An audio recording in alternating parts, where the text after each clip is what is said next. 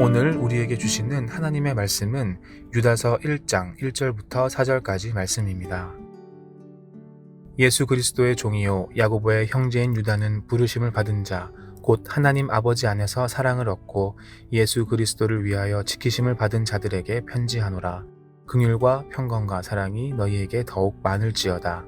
사랑하는 자들아, 우리가 일반으로 받은 구원에 관하여 내가 너희에게 편지하려는 생각이 간절하던 차에 성도에게 단번에 주신 믿음의 도를 위하여 힘써 싸우라는 편지로 너희를 권하여야 할 필요를 느꼈노니, 이는 가만히 들어온 사람 몇이 있음이라. 그들은 옛적부터 이 판결을 받기로 미리 기록된 자니 경건하지 아니하여 우리 하나님의 은혜를 도리어 방탕한 것으로 바꾸고 홀로 하나이신 주제 곧 우리 주 예수 그리스도를 부인하는 자니라. 아멘. 오늘부터 묵상할 말씀은 유다서입니다. 유다서는 저자의 이름을 따라 지어진 성경인데요. 저자는 자신을 이렇게 소개합니다. 1절입니다. 예수 그리스도의 종이요 야고보의 형제인 유다는 자신을 예수 그리스도의 종이요 야고보의 형제라고 소개합니다. 이 유다가 누구인지, 그 형제 야고보는 또 누구인지에 대해서 다양한 의견들이 있습니다만 대부분은 예수님의 형제 야고보와 유다로 봅니다. 그들은 예수님 살아생전에는 예수님을 믿지 않았습니다. 우리 형 예수가 미쳤다고 생각했습니다. 그들은 부활하신 예수님을 만난 뒤에 바뀝니다. 예수님을 믿게 되는데요. 야고보는 예루살렘 교회의 지도자가 되고 유다는 아내와 함께 순회 선교자가 됩니다. 예수님을 믿는 유다는 그의 이름이 가지는 권위를 잘 알고 있습니다. 그런데 왜 예수님의 동생인 나 유다는 이라고 자신을 소개하지 않고 야고보의 형제 유다라고 소개했을까요? 예수님의 동생이라고 했다면 더 많은 권위가 서고 더 많은 사람들이 알아줬을 것 같은데 유다는 그렇게 소개하지 않습니다. 당시 문제가 되었던 이단들을 고려했을까요? 4절에서 말하는 가만히 들어온 이단들은 초기 영지주의자로 봅니다. 그들은 영은 선하고 육신은 악하다고 보았습니다. 예수님의 성육신도 부인했는데요. 이런 분위기에서 예수님과의 육신적인 관계를 강조하는 것은 지혜롭지 못했을 것입니다. 하지만 이런 이유는 아니겠지요. 예수님과의 육신적인 관계를 강조하는 것은 이 땅에 속한 사람들에게는 권위가 있을지 몰라도 하늘에 속한 사람들에게는 권위가 없습니다. 속된 권위는 있을지 몰라도 영적인 권위는 없습니다. 유다는 예수님의 동생이 아니라 예수 그리스도의 종을 자처했습니다. 종으로 번역한 말은 헬라어로 노예입니다. 노예는 자신의 뜻대로 행동하는 사람이 아니지요. 전적으로 주인의 뜻을 따라 행동하고 말하는 사람이 노예입니다. 세상에서 노예의 신분은 비참합니다. 그에겐 어떠한 권위도 없습니다. 하지만 예수 그리스도의 노예는 다르지요. 오직 한 분이신 지배자 예수 그리스도의 노예라는 말은 신분에 대한 보증인 동시에 그의 말과 사역에 주인의 권위를 부여하는 말입니다. 유다는 예수 그리스도의 노예라는 표현을 통해 이렇게 말하는 것 같습니다. 내가 편지를 쓴 것은 내 뜻이 아닙니다. 내 말이 아닙니다. 주인 되신 예수 그리스도의 뜻이고 예수 그리스도의 말입니다. 이 편지는 반드시 따라야 하는 예수 그리스도의 권위가 있는 편지입니다. 유다는 자신의 말과 자신의 뜻이 아니라 예수 그리스도의 말과 그분의 뜻을 전해야 함을 알았습니다. 자신의 권위가 자기 안에 있지 않고 예수 그리스도께 있음을 알았습니다. 그리스도께 권위가 있는 것을 아는 사람은 자신의 뛰어남에 도취되거나 자신의 초라함에 주눅들지 않겠지요. 올 한 해 하나님께서 각 사람에게 맡겨주신 사역이 있을 것입니다. 상황이나 사람 때문에 교만하거나 주눅들지 마시고 나를 세우신 예수 그리스도의 권위를 믿고 오직 그분의 뜻대로 사명 감당하시는 성도님들 되시길 바랍니다. 유다가 편지를 썼던 이유는 3, 4절에 나오는데요. 이단을 경계하기 위해 썼습니다. 이단의 어떤 점을 경계해야 할까요? 4절입니다. 이는 가만히 들어온 사람 몇이 있음이라. 그들은 옛적부터 이 판결을 받기로 미리 기록된 자니 경건하지 아니하여 우리 하나님의 은혜를 도리어 방탕한 것으로 바꾸고 홀로 하나이신 주제 곧 우리 주 예수 그리스도를 부인하는 자니라.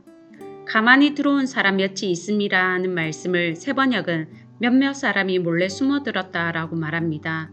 몰래 숨어들었다는 것은 그들에게 악한 의도가 있다는 것을 보여주고 또 몰래 숨어든 사람이 있다는 것을 눈치채지 못했다는 것을 보여주는데요. 처음에는 그들의 가르침이 거짓된 것처럼 들리지 않았습니다. 그들의 가르침은 진리의 가짜를 섞었기 때문입니다. 그들은 예수 그리스도를 믿음으로 죄 용서받고 하나님의 영을 가졌다는 진리를 말하면서 어떤 일이든 원하는 대로 할 수 있다고 말했습니다.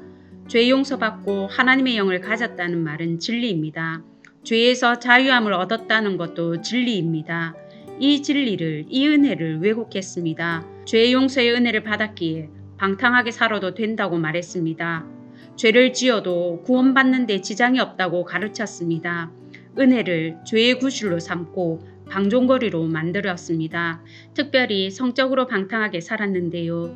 유다는 이단들의 가르침보다 은혜를 방탕한 것으로 바꾼 그들의 생활적인 면에 주목했습니다. 그들이 예수 그리스도를 삶의 통치자요 주님으로 믿었다면 자신의 삶을 자기 마음대로 살지 않았겠지요.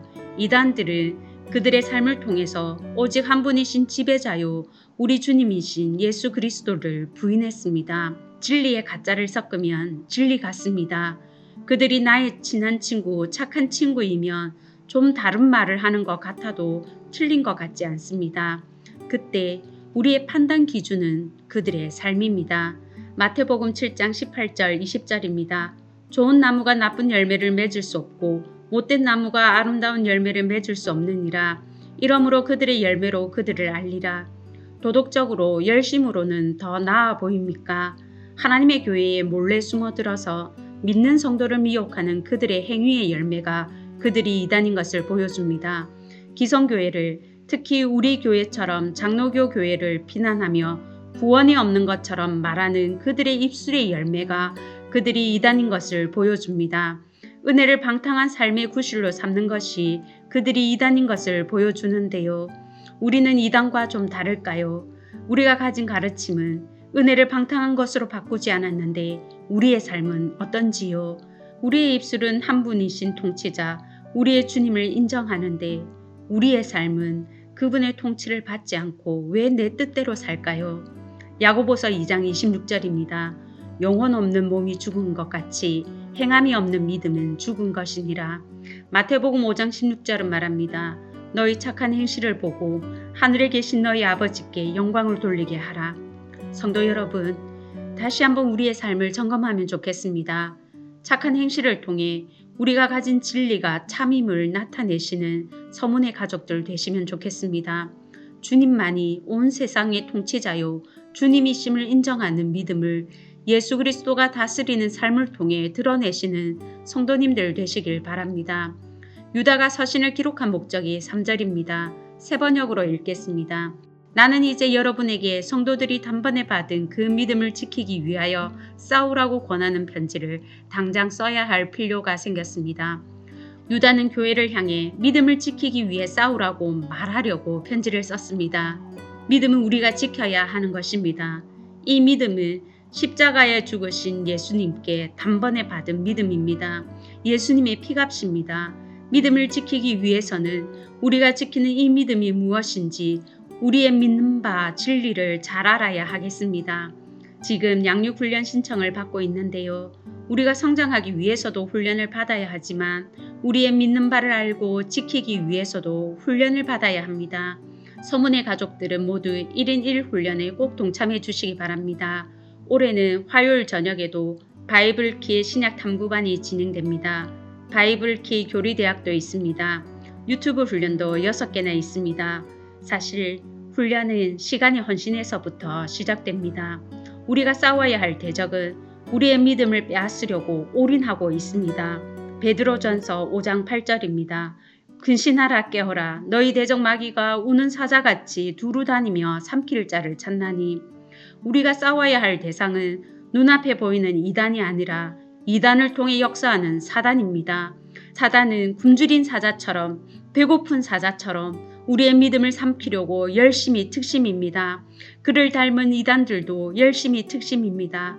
1절은 성도를 가리켜 이렇게 말합니다. 예수 그리스도를 위하여 지키심을 받은 자라고 말입니다.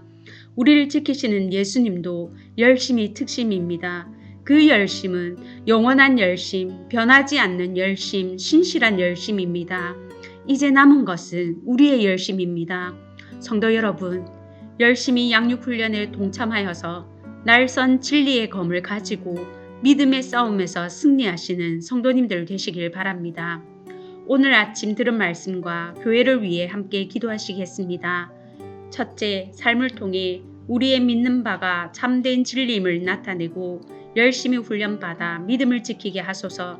둘째, 내일 있을 리더 브리더 세미나를 통해 다락방 리더들이 은혜 받고 새 마음 새 힘으로 맡은 직분 충성스럽게 감당하게 하소서.